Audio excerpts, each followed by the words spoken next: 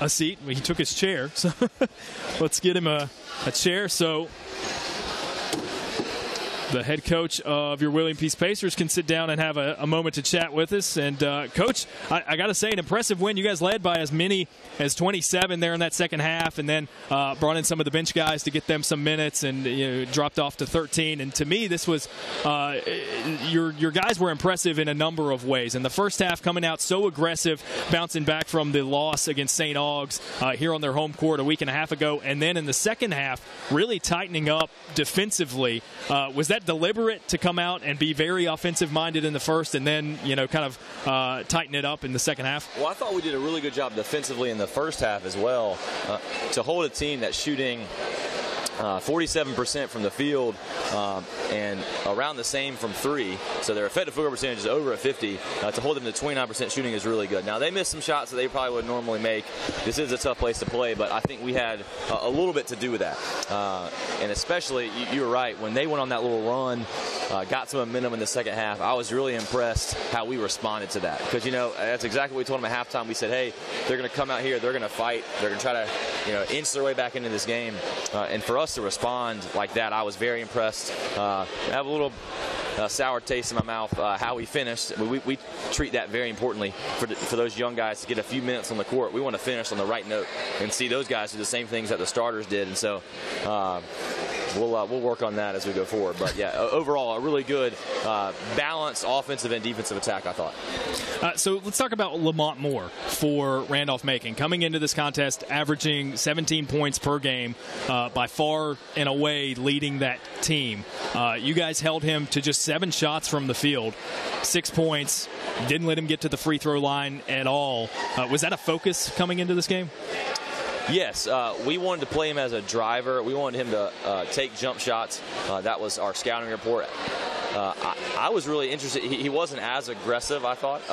I think we have some guys who can get into him with how we defend. We threw a few different bodies at him to try to wear him down because he's a heck of a player. I mean, we watched the film on him. We're like, man, this guy's athletic. He can, we were trying to make him a shooter, but he can shoot. Shooting 40% from three. So he's a heck of a player. I think it was a group effort. What we're trying to talk about is having 5 guys guarding as one out there, which is so key. Instead of it just being, hey, let me shut down Lamont Morris. Let these 5 guys, if you're in the right spot, I think he was not as aggressive to drive because he saw those bodies. Yeah.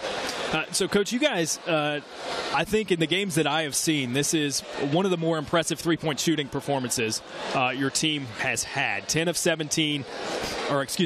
of 30 from deep, 10 of 17 from the free throw line. Is that a product of, it seemed to me like your guys were much more patient with those shots, or at least they were in this game. Did you see the same thing there? Yes, we talked about, for us, how we phrase things are green light shooters, guys who have an effective field goal percentage, which is advanced statistics for 3s and 2s combined. We want that over 50%.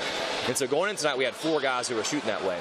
And so we wanted, those guys can take 3s in transition, they can take contested shots, but we have other guys who we want to get to that point who we really want them to take open shots. And so I thought that was really different. I mean, Terry went 4 for 7 from 3, but I know 2 of them, one was the end of the first half, and there was another end of shot clock. So he really went 4 for 5. And so that was key for him. And then Nate Strother, it was good for him to just have a game where he went 2 for 3. I think we eliminated some of his bad ones and got him taking better shots, more patient with it, like you said. And that was really key. And we shoot a ton. I mean, every single day we're getting a lot of shots up. Heck, I'm getting shots up with them, and they're competing against me. And so it's a really fun thing that we talk about, and we wanted to trust that we're going to make those shots. Well, and you mentioned Rogers. I believe early in the contest when he went on that run in the beginning of the game, he had a long 2 as well. So, I mean, you could have skewed it to where he was 5 of 6 from around that area.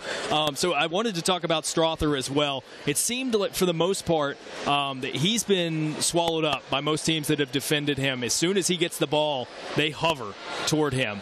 And he's had a hard time getting a lot of space. It seemed to me like he in particular was one of those patient guys, not settling for really well-contested shots. Is that something, too, that you guys have gone over with him? Yeah, we've discussed that with him a lot. And last year, I think we had a team that wasn't as deep, and we needed him to take a lot of those shots. So it's a transition period for him to figure out, hey, how do I fit in this? And with us being a little bit more talented offensively and deeper, I think he can get better shots. He's just got to trust that. So even if he misses 1 or 2, or it's not even getting as many. It took 3 tonight. I think he was averaging about 5 or 6 attempts a game. that he's got to trust us that we can get him great shots. We have some actions that we haven't run yet, but we can get him, free him up for a shot. So teams have been covering him because he had such a good year last year. It was all conference. So it was nice to see him adjust and get a good game under his belt.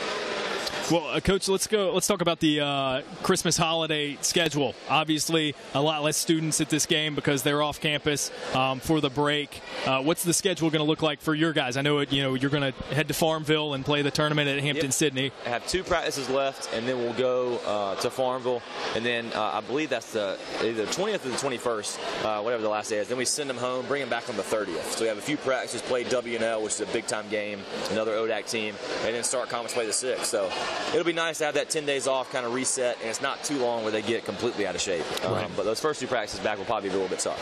Definitely. All right, Coach. Well, thanks for your time. A 13-point win for the William Peace University Pacers. Thanks, Aaron. Make sure you guys get some pizza. I don't know if you heard that Claude Shields saying, make sure these guys get some pizza. So he's worried about his guys getting fed. That's a good coach. Good coach. 77-64, your final score here from the Herm.